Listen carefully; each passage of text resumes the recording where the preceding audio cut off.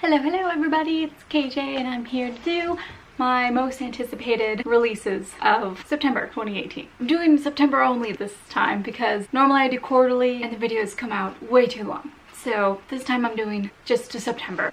So let's just hop right into it, and I'm just gonna go by the date. I'm pretty sure mine's mostly young adult, I would say, at this point. Looking at my stuff. Yeah. Can't help it. It's what I like. I like what I like. Even though I read more, I usually end up looking forward to the young adult books. So let's get going. Alright. I'm gonna be looking at my notes because I can't remember shit. Alright, so September 4th, coming real quick. Sadie by Courtney Summers. So this is one this is one most people have heard of because it's gotten a lot of buzz. And for good reason. It sounds pretty good. So Sadie is a young adult mystery, and basically Sadie's sister is found dead, and after the police botch the investigation, Sadie goes on the road to find the killer. And this radio personality hears of like her story, and he starts his own podcast, like a la Serial, and tries to track her down and kind of like help with the investigation and try to help her and save her before it gets to be too late and to figure out what happens. So it sounds like a very interesting young adult book, and I don't read a lot of young adult mystery thrillers, so I'm looking forward to this one. Like, this one sounds like a nice modern one that captures some of the modern media that we love, and it's just, I like it. I'm looking forward to it. Alright, also on September 4th, that I'm really looking forward to, is Not Even Bones by Rebecca Schaefer, which is a young adult fantasy supernatural that they tag as Dexter meets This Savage Song by Victoria Schwab, who is one of my favorite authors. So I was like, I'm there. I'm already there. You got me. Alright? Dexter was one of my favorite TV shows when it was on, so I'm there. I love the dark anti-heroes, so if that's where this is going, you got me. You already got me. So this girl, mom, and her, like, they dissect monsters for magical body parts that they sell on a black market for magical body parts. Like, that's such an interesting concept to me that I'm like, okay, yes, I'm there. The girl, she gets betrayed because turns out she's not all human, so it's like the tables get turned on her, and it's just like, how much of a monster is she willing to become in order to survive? Yes, I'm there for it. Yeah. Not Even Bones, September 4th. Yeah, better believe I already have a request for it in my library. I'm a big library reader. Alright, yeah. Okay, the next date is September 11th, which I just have one for, and that is Summerbird Blue by Akemi Dawn Bowman, who wrote Starfish last year, and that is a really good, hard-hitting young adult contemporary. And guess what? That's what this one also is, a young adult contemporary LGBT queer. Yes, I'm here for it. This girl, her sister dies, so you already know it's gonna be a book dealing with grief. She gets sent to live with her aunt in Hawaii, and she starts to make friends with some people there, so it's a lot about friendship, the grieving process, self-discovery, and I think it was something about, like, she's trying to write music and finish the song she was writing with her sister, and I'm sure that's part of kind of the emotional recovery process for her. And this just, I think the girl is on the asexual, aromantic spectrum, which you don't see a lot of books with that, and I'm like, I'm also asexual, aromantic, so yes, please, more books with that. Yes. I also have a request out for this book in my library, but because of the content in the book, I was like, oh, okay, I don't deal with themes of like death and grieving very well, so this is one of those books where I'm like, but I want the AroAce representation. So I'm still there for it. Just gotta prepare myself. Gotta prepare myself for the hard-hitting young adult contemporary books. Alright, next. September 18th. There's quite a few books coming out that I'm looking forward to. All right, one of the ones that I've been looking forward to for like months. Okay, my library doesn't even know this book exists, so I have to like get on them to request it, I guess, at this point, or I just have to buy it myself, I guess. I don't know. What the Woods Keep by, I'm gonna mess up this name, Katya de Becerra. I'm sorry. I apologize for butchering the names. This one is a young adult dark fantasy. I don't know why I keep saying young adult when I've already like prefaced this whole video that they're all young adult, but just on the off chance that one is not. So, young adult dark fantasy with like sci-fi. It's a genre bender, and I love that. I love genre benders. So this girl, there's been a mysterious disappearance of her mom, and her dad has like these like theories of like a lost supernatural race, and so like she's returned home to these woods that have always been weird, and she's remembering strange symbols and rituals in these woods, and she feels like the trees are calling to her, and yet she feels like it's not really supernatural. Like she sees it as being scientific, and yet it makes her question reality. I'm so here for this book. Like I was just like, yes, and I don't hear people talk about some of these books, and I'm just like, these books are so up my alley, and yet no one talks about them. I'm so excited for this book. I can't wait. Genre bending, something woodsy and creepy and atmospheric. A lot of these books are going to kind of have that theme going on. Creepy, atmospheric, woodsy. Because I guess we're going into fall, and that's a common theme. And I like those themes. So apparently I was picking out a lot of those books when I was making these lists. Alright, the next one is The Good Demon by Jimmy Cahulias? Cahulias? Sorry, the names. Alright, so this one is a young adult supernatural horror mystery. Yes. So this one is just sounds so interesting. Yes. So this girl has an exorcism, but basically the demon has been her friend and has like protected her this whole time. So it makes her question what's good, what's evil. And this takes place like in the South, so we've got that good like gothic southern horror feel. It's like that questioning the line of like religion and free will, especially when it concerns like the concept of demons and whether or not they are good or evil, or if they have the choice to be good or evil. And it's tagged as True Detective and The Exorcist, and I'm just like, okay, I'm here for it. Yes, dark supernatural horror, gothic southern horror. Yes.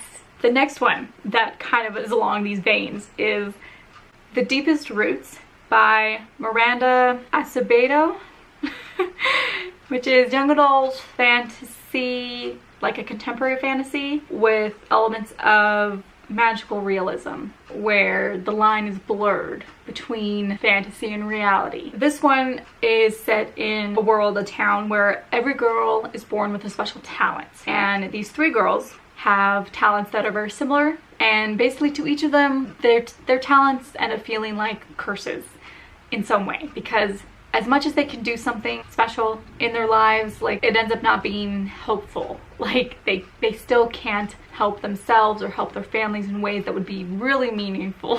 So it's like, what good is this talent? You know, those kinds of feelings. And there's a lot of secrets between these girls and their talents and whatever that means. But this is a story that has like I was just gonna say deep roots in friendship, and I stopped myself though. So there's a lot of friendship, and yes, like magical realism with like abilities and friendship, and just stuff that reminds me of like practical magic, those kind of stories. That's what this reminds me of. The Deepest Roots reminds me of the feeling I get when thinking about practical magic. That's what it reminds me of. Yeah. So Again, my kind of story, my kind of story. Next, kind of moving a little bit away, but Strange Grace by Tessa Gratton. So this is a young adult fantasy, and we're still in like witchy territory. This is set in like fantasy world. A village that made a deal with the devil so that like no harm would come to them as long as they would sacrifice a young man to the devil once a year. And so there are these 3 young people, a witch, the saint, who I think is supposed to be the sacrifice, and an outcast. And basically those 3 together, they go into the devil's forest and they discover that the devil is not even what they imagined. And the secrets they discover just turn everything inside out. Everything about their town, this concept of the devil and the bargain that they made, turns everything inside out. So it's a very interesting like concept for a fantasy, still witchy in nature for this fall autumn season. I'm enjoying it. It sounds like a nice fantasy read to me. Yes, please, thank you. Next up is Pride by Enby the Boy. This is a young adult retelling of Pride and Prejudice, which love Pride and Prejudice, so you know I'm already there. So this is a contemporary story with an Afro-Latino main character of like playing like the part of Lizzie. So I was like, I'm there. I'm there. Like dealing with cultural identity and like the disparity of class, and the neighborhood is trying to be like gentrified. So there's so much good like diversity in this Pride and Prejudice retelling that I was like, yes, I'm there for it. I'm there for it. I don't hear a lot of people talking about it, but I was like, y'all are missing out. Like, this sounds like such an interesting retelling, okay? Like, yes, yes, some diversity with retelling. Yes, please. I'm there. All right. And the last one for September 18th that I have is Unbroken, 13 stories starring disabled teens, which, yes. Do I even need to say a whole lot? Like, a young adult anthology featuring own voices stories and just like a whole range of genres and disabilities, and just yeah. I'm autistic. I saw at least one author said that they wrote a queer autistic story, and I was like, yes. I don't ever see stories like that. Yes. So I'm excited. That would have been an amazing book to have when I was a teenager. Like, just yes. I'm so excited. All right, the last one. This has been going on for way too long. I'm sorry. I'm gonna try to wrap up the last couple ones that I have for September 25th. Black Wings Beating by Alex London. So this is young adult fantasy, LGBT queer, male fantasy. From what I was getting, it's fantasy that had to do with falconers, and I was just like, birds, I'm there. Like, you got me. Like, it just, I was like, okay, so something new for fantasy. Birds.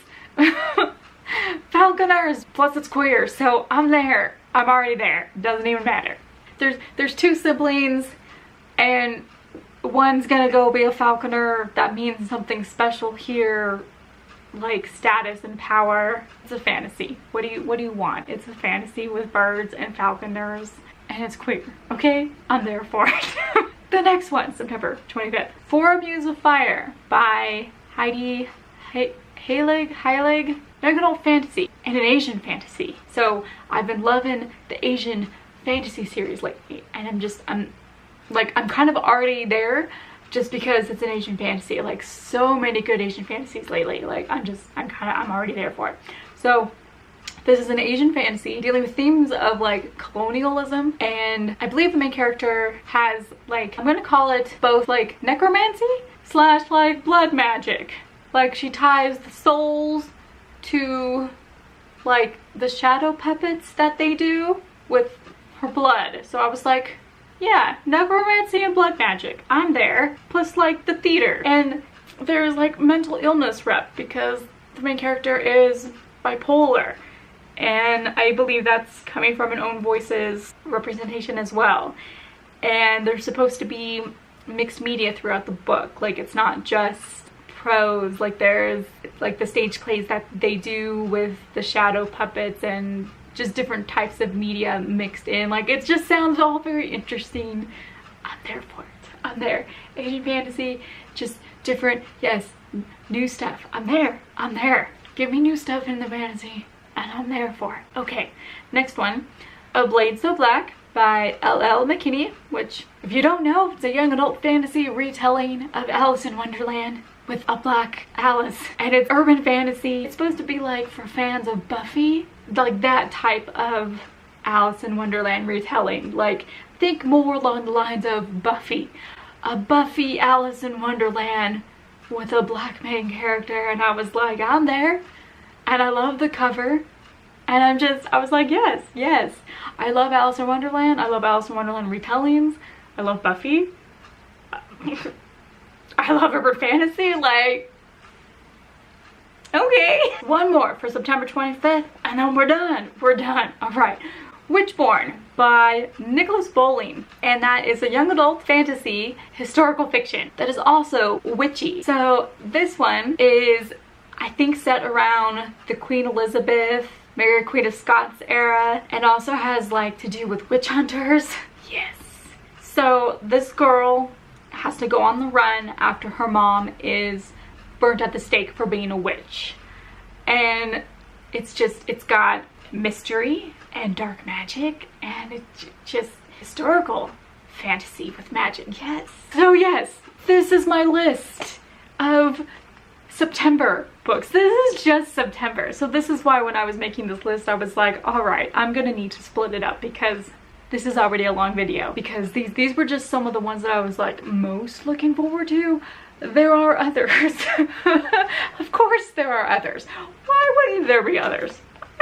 Like, please. Like, I could just narrow down the 13 books and not have there be others in the month of September. Please, please. This is a good month though for books. Like, so many of these books. I guess because we're getting into autumn, we're getting into the creepy, atmospheric vibes. I'm just, yes, I'm here for all these books. I'm here for them. So, I want to know what you guys are here for. What books are you looking forward to in September or beyond? You don't have to stop with September. You can always tell me what other books you are looking forward to in the rest of 2018. Like, let me know.